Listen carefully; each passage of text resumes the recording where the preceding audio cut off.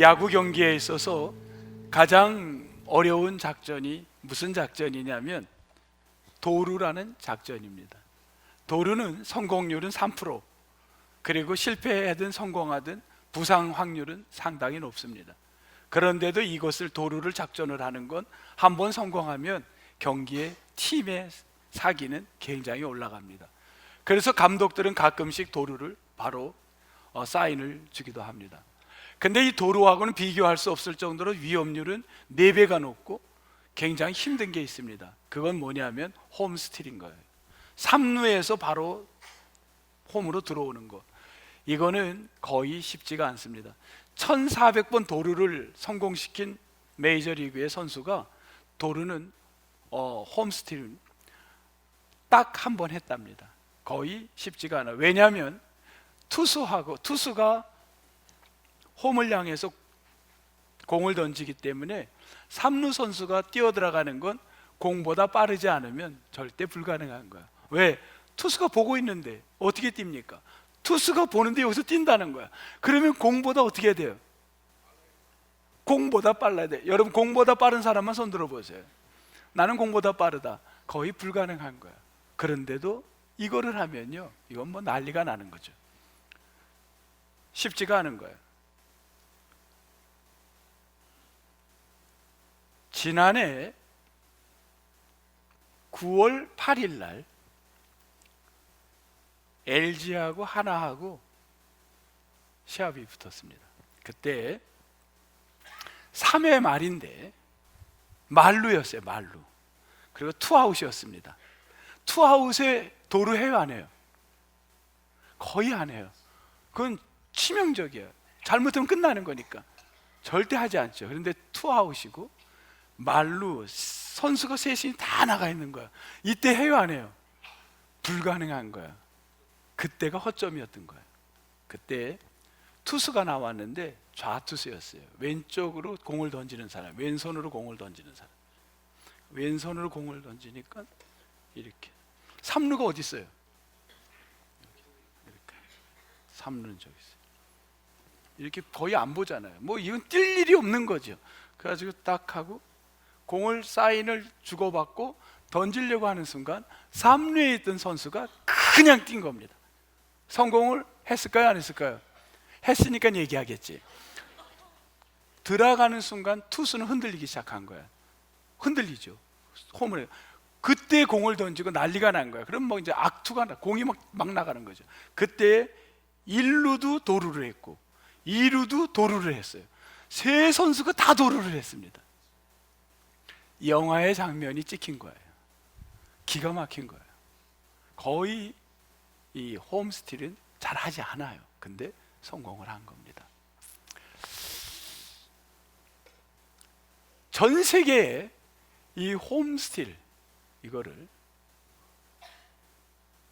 우리말로 본루주루 뭐 이렇게 얘기를 해야 되겠죠. 이거를 성공한 사람 19번을 한 사람이 있어요. 몇 번이요?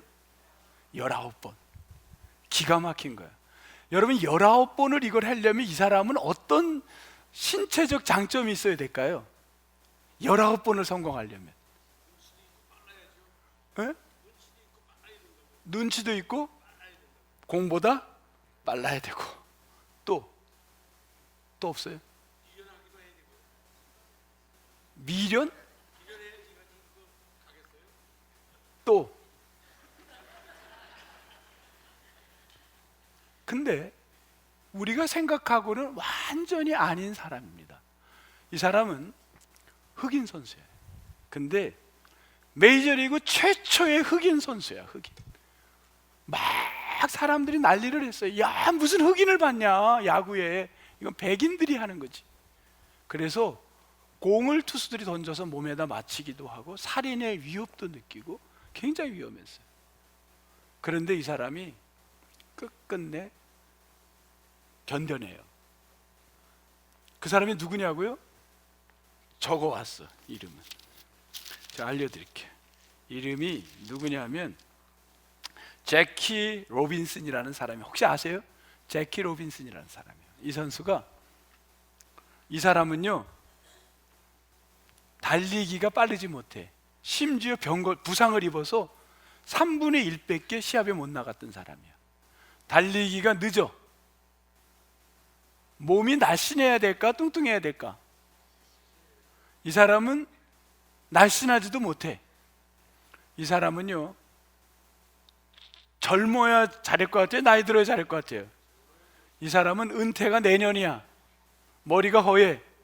근데 홈스틸을 읽어낸 거예요. 그거하고는 아무 관계가 없다는 거예요. 조금은 도움은 되겠지. 그러면 뭐가 홈스틸을 할 수 있겠나? 요거를 알려드릴게요. 여기 혹시 야구 감독인 분들은 그걸 뽑아가시기 바랍니다. 요게 뭐냐면, 궁금하세요? 요겁니다. 요게 해답이에요. 이건 과학적 데이터를 뽑은 거예요. 우연히 뽑은 거예요. 다른 건 중요하지 않아요. 뭐가 중요하냐면 출생 서열인 거예요. 여기 키예요. 출생 서열에 따라 홈스틸을 성공률이 높다는 거예요. 굉장히 이상한 데이터가 나온 거예요. 출생 서열이 어떤 사람이 지금 나온 거예요?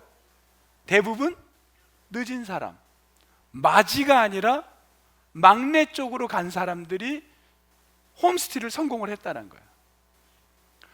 여기서 뭘 또 보냐면요, 이분들의 스포츠를 조사를 해봤어요. 맞이와 막내를 했더니만 야구 경기, 그 다음에 달리기, 그 다음에 골프, 그 다음에 수영, 이런 것들은 누가 주로 했냐면 맞이들이 주로 하는 거야. 맞이들이. 이런 경기는 주로 안전한 경기들이에요. 근데 뭐냐면 그 아이스 하키, 그 다음 또 뭐죠? 요즘 스피드 스케이팅, 그리고 뭔가요? 그 스키 점프인가? 팍 뛰는 거, 스키 점프, 이런 경기들, 복싱, 이런 위험성이 따르는 경기는 주로 누가 이걸 많이 하냐면 서열이 낮은 형제들 쪽에서 이 경기를 좋아한다라는 거예요. 스포츠만이 아니라 뭐까지 나왔냐면요, 과학도 마찬가지예요. 전 세계의 모든 사람들이 창조론을 믿고 있을 때 진화론에 관심을 가진 사람들이 거의 없었어요. 근데 진화론에 관심을 가진 사람들이 조사를 했더니만 100명 가운데 40여 명이 진화론을 그 시대에 관심 가진 사람들이 막내 서열이 낮은 쪽의 사람들이었어요. 맞이는 몇 명이나 되나, 진화론을 이걸 따른 사람들이 진화론에 100명 중에 7명밖에 안 되는 거예요. 40여 명은 다 막내들이에요. 거기서 뭘 발견했냐면 이게 무슨 의미가 있을까? 과학뿐만 아니라 스포츠와 모든 게 사업도 마찬가지예요. 거기서 뭘 발견했냐면 맞이는 안정된 것, 배운 대로, 부모가 시킨 대로, 학교에서 교과서에서 가르친 대로 살아가요. 근데 막내로 갈수록 자기가 도전적인 게 나오고 있더라는 거예요. 창조적인, 도전적인, 그걸 보면서 사람이 달라지는구나, 그렇게 이야기를 책에서 한 거를 제가 보고 너무나도 신기해서 여러분에게 소개를 했습니다. 왜냐하면 우리가 지금 누구를 공부하고 있냐면 솔로몬에 대해서 전도서를 공부하고 있습니다. 솔로몬의 기질은 어떤 기질이기에 이런 모습을 했을까? 이거를 유추해 보고 있는 겁니다. 솔로몬의 기질은, 솔로몬은 네 번째 아들입니다. 서열이 낮은 막내적으로 가고 있는 거예요. 근데 이 솔로몬이 어떤 일을 했냐면 오늘 2장 4절을 보니까 솔로몬이 했던 일들을 이제 소개하고 있습니다. 한번 볼까요? 2장 4절, 사업을 크게 했습니다. 그 다음 5절 1차 산업이 굉장히 왕성하던 시대에 솔로몬은 동산과 과원을 크게 만들었어요. 그리고 7절, 남녀노비들을 사는 것, 직원 수를 늘리기 시작합니다. 사업을 하는데 큰 사업을 하고 큰 투자를 하고 직원을 상당히 많이 늘리는 일들이 어느 때였냐면 솔로몬 때 이루어졌습니다. 솔로몬은 막내적 기질로서 이런 일을 했다고 충분히 볼 수가 있습니다. 그런데 우리에게 당황스러운 이야기가 있어요. 18절입니다. 오늘 본문 18절. 솔로몬이 뭐라 그랬냐면 내가 한 모든 수고를 미워하였노니, 미워한다라는 말이 다른 말로 증오하다라는 말입니다. 내가 증오한다는 거예요. 왜? 이는 내 뒤를 이을 이에게 남겨주게 됨이라. 19절에는 뭐라 그랬냐면 내 뒤를 이을 남겨줄 자가 그 사람이 지혜자인지 우매자인지 누가 알겠느냐. 그래서 그는 증오하는 거예요. 20절은 이러므로 내가 헤아려서 한 모든 수고에 대하여 내가 내 마음에 실망하였다. 21절 그래서 그 지혜와 지식과 재주를 다하여 수고하였어도 그가 얻은 것을 수고하지 아니한 자에게 그의 몫으로 넘겨주리니 이것도 헛된 것이며 악이로다. 솔로몬은 자신의 그 모든 거에 증오하는, 그 평생에 많이 얻은 것, 크게 한 것이 다 염려 속에 살아가고 있습니다. 그런데 솔로몬 말고 같은 시대에 누가 있었냐면 다윗, 솔로몬의 아버지 다윗이 있습니다.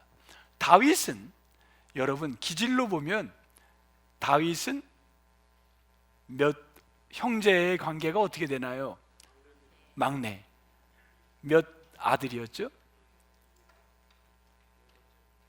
우리 장로님 7인가요? 8인가? 확실하게 하세요. 아까 7이랬다 8이랬다 막. 네? 네? 막내예요. 하여튼 막내예요. 다윗은 몇 형제였나요? 여러분들이 지금 고민에 빠진 게 이해가 돼요. 왜냐하면 다윗은 8형제라고 우리가 알고 있는데 역대상 2장에 보면 그렇게 안 나와요. 역대상 2장 한번 볼까요? 역대상 2장. 역대상 2장은 구약성경 어디냐면 610면을 보겠습니다. 우리 확인해 볼게요. 역대상 2장 610면,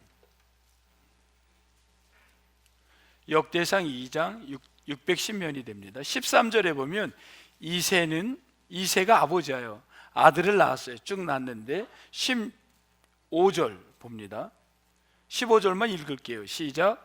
여섯째로 오셈과 일곱째로 다윗을 낳았으며. 다윗을 몇 번째로 낳았다고요?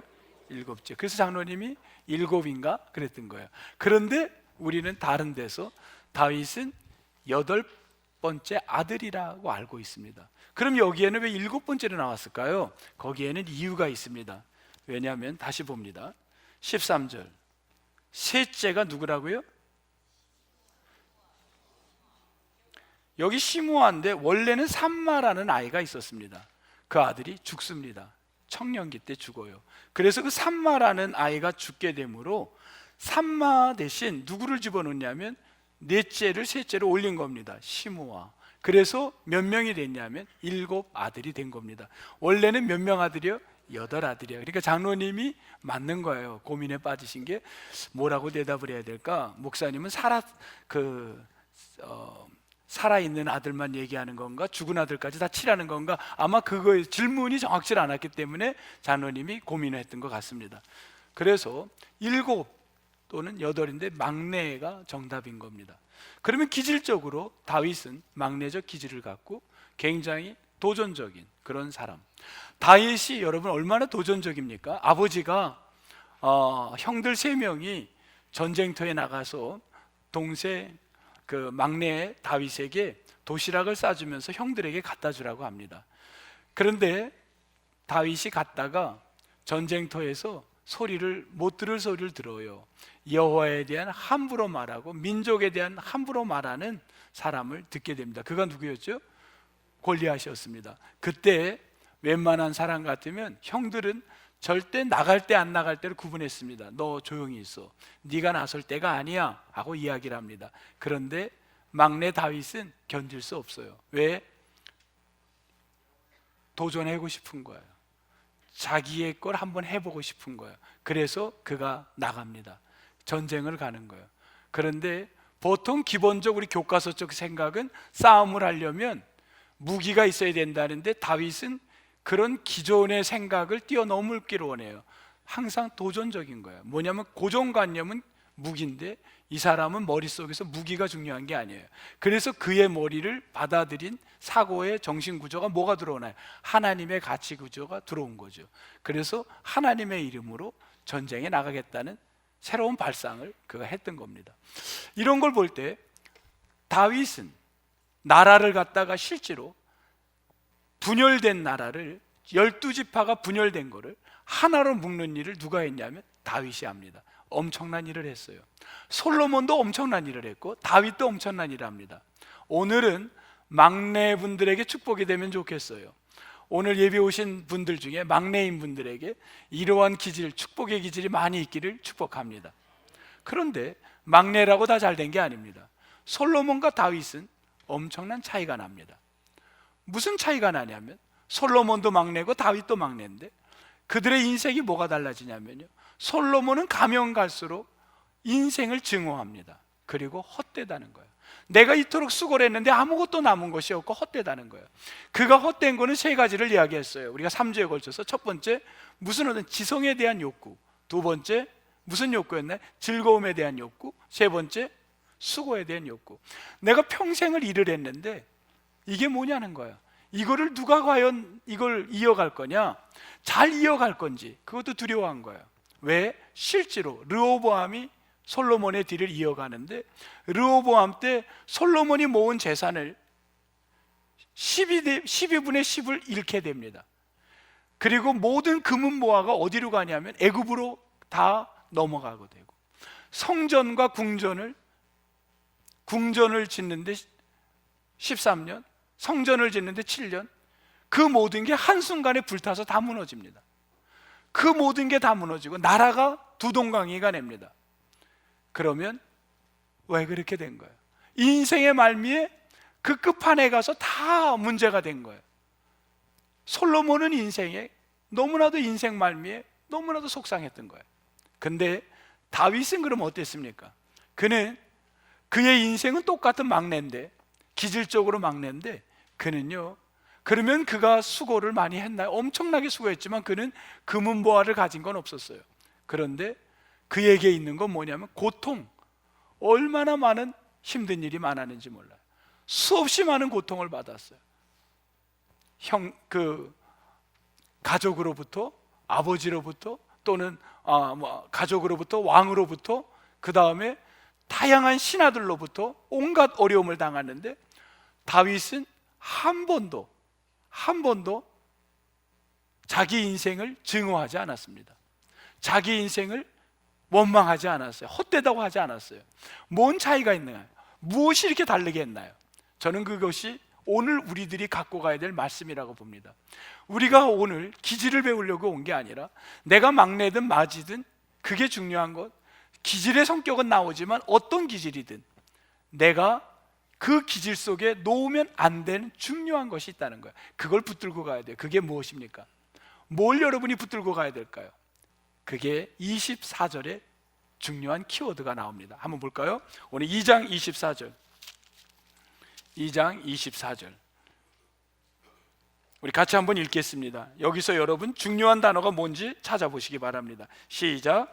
사람이 먹고 마시며 수고하는 것보다 그의 마음을 더 기쁘게 하는 것은 없나니 내가 이것도 본즉 하나님의 손에서 나오는 것이로다. 아멘. 여러분, 무엇으로 내가 수고했다는 거예요? 결론이 뭡니까? 하나님의 손. 솔로몬은 지금까지 다 내가 했던 거예요. 지성에 대한 욕구도, 즐거움의 욕구도 다 내가 2장 전체를 보면 다 내가입니다. 내가 했고 내가 수고를 했고 내가 일을 했고 내가 땅을 넓혔고 내가 성전도 지었고 내가 내 사업을 했고 내가 일꾼들을 많이 썼고 다 내가입니다. 그런데 그가 인생의 마지막에 깨달은 건 뭐냐면 이게 내가 한 게 아니구나, 하나님이 손인데, 그걸 뒤늦게 깨달은 거예요. 근데 다윗을 보겠어요. 다윗은요 평생을 고생을 하는데 한 번도 내가 했다고 하는 게 성경에 어디에도 없습니다. 다윗이 신앙 고백을 했던 게 시편인데, 시편 우리 3편이 다윗의 시가 시작이 됩니다. 우리 한번 볼까요? 시편 3편부터, 오늘 시편 3편부터 150편까지 다 볼 거예요. 시편 3편 우리 보겠습니다. 다윗의 시라고 써있는, 표제에 써있는 거가 3편부터 시작이 됩니다. 다윗은 어느 곳에도 내가라는 말을 쓴 적이 없습니다. 그는 3편에 이렇게 얘기를 합니다. 2절, 많은 사람이 나를 대적하여 말하기를 하나님께 구원을 받지 못한다 하나이다.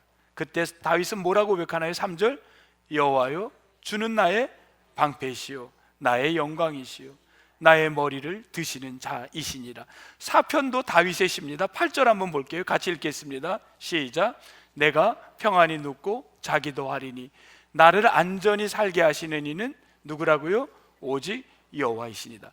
다윗은 구구절절 누구만을 높이냐면 하나님을 높입니다.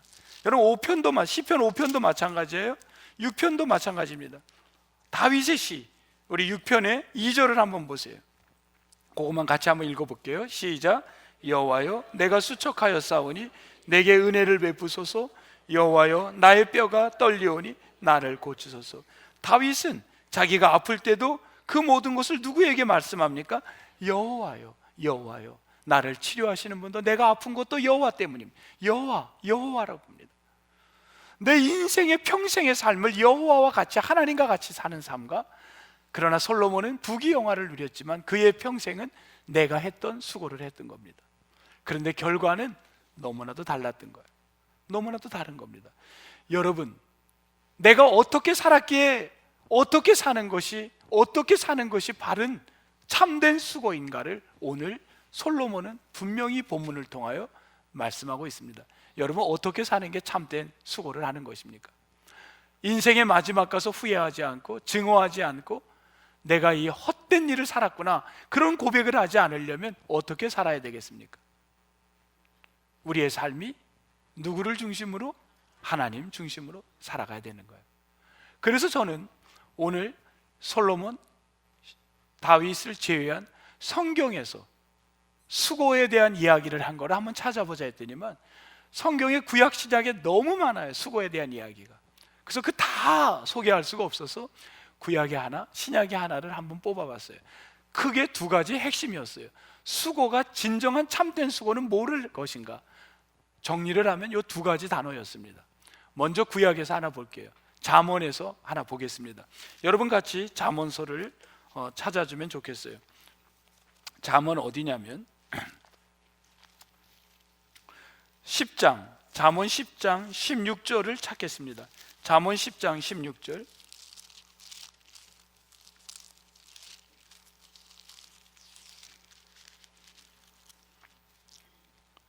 (10장 16절) 920면입니다. 우리 같이 찾으셨으면 읽겠습니다. 시작. 의인의 수고는 생명에 이르고 악인의 소득은 죄에 이르느니라. 아멘. 어떤 수고라고요? 의인의 수고는 뭐를 위한 수고? 생명을 위한 수고가, 그게 참된 수고라는 거예요. 생명은 뭔가요? 영혼, 구원을 받게 하는 영혼에 대한, 사랑에 대한 수고죠. 우리가 평생을 일을 하는데 내가 하는 모든 일 속에 생명을 위한 일인가가 여러분이 점검해 봐야 될 건 거예요. 내 인생의 마지막에 가서 부자로 살든 가난하게 살았든 어떻게 살았든 여러분이 뭔가를 하면서 인생을 살아갈 텐데 마지막에 가서 헛되다 증오하는 인생이 되지 않으려면 여러분이 생이 첫 번째 중요한 게 무슨 생? 생명을 위한 수고가 되기를 축복합니다. 두 번째는 신약에서 찾겠습니다. 고린도 전서 10장 31절입니다. 고린도 전서 10장 31절 찾겠습니다.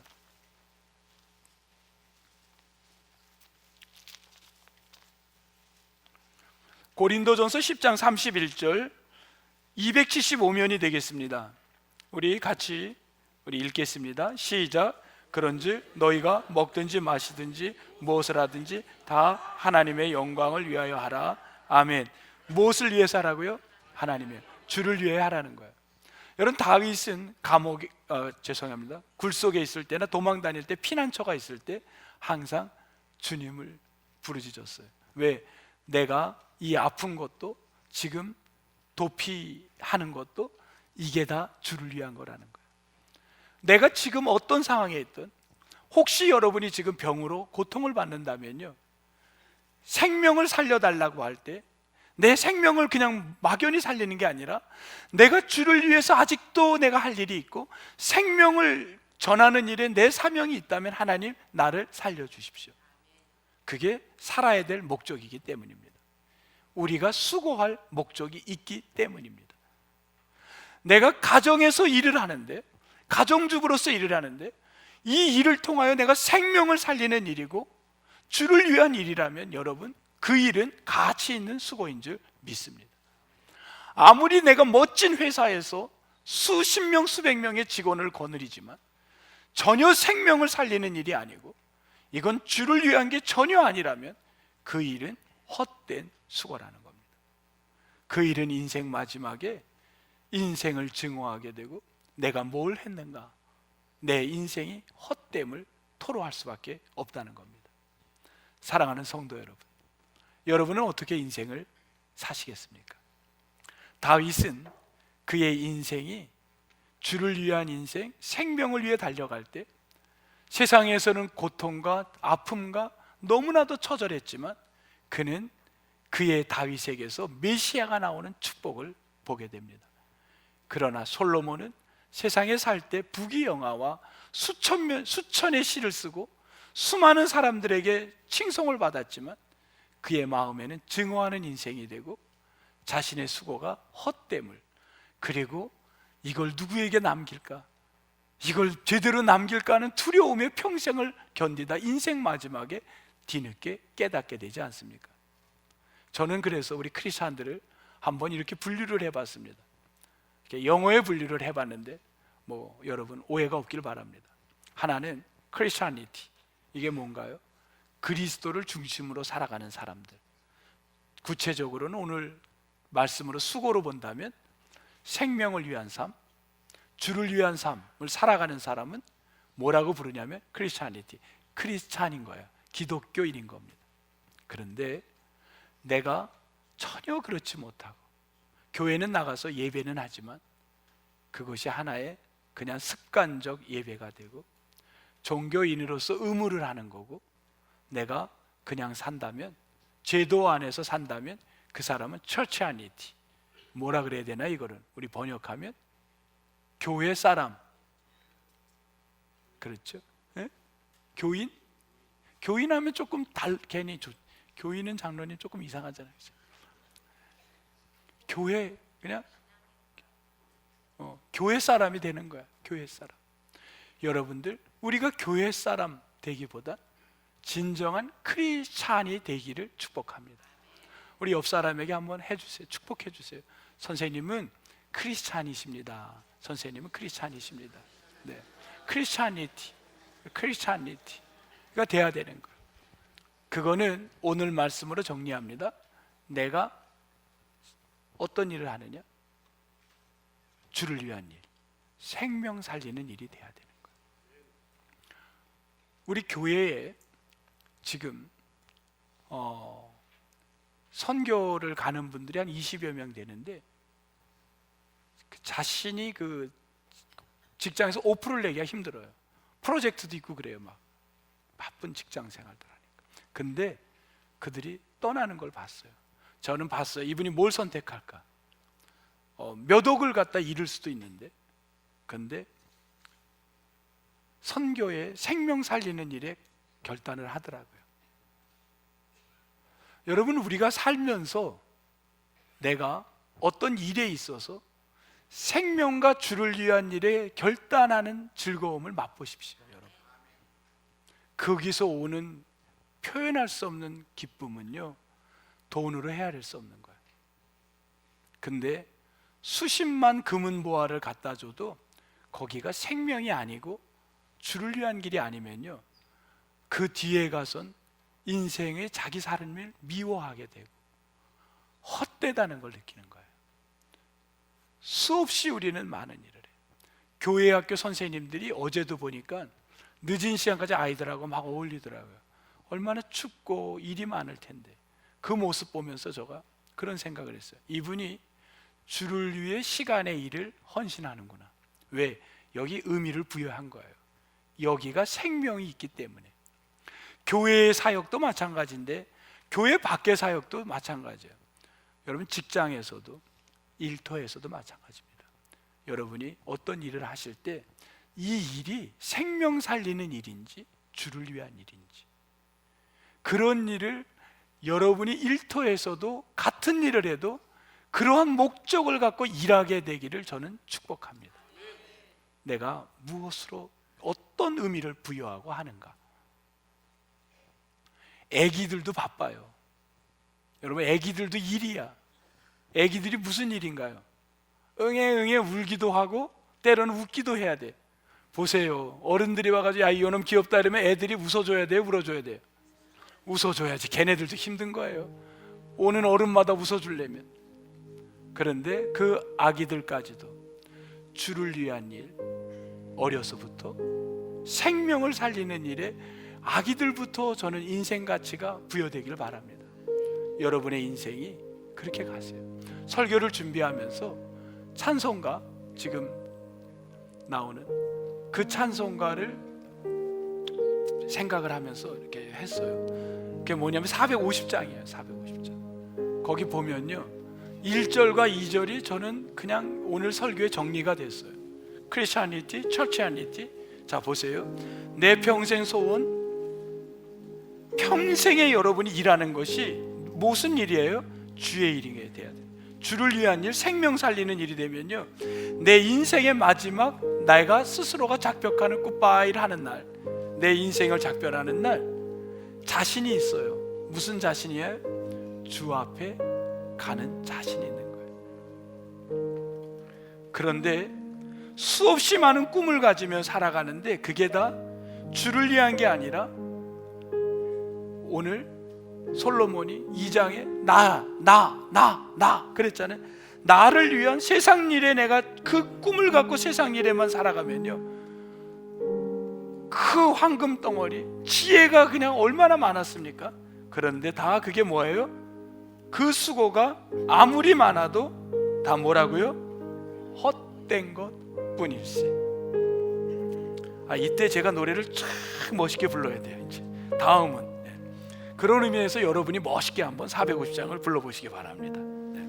내 평생 소원 이것뿐, 주의 일 하다가 이 세상 이별하는 날 주 앞에 가리라.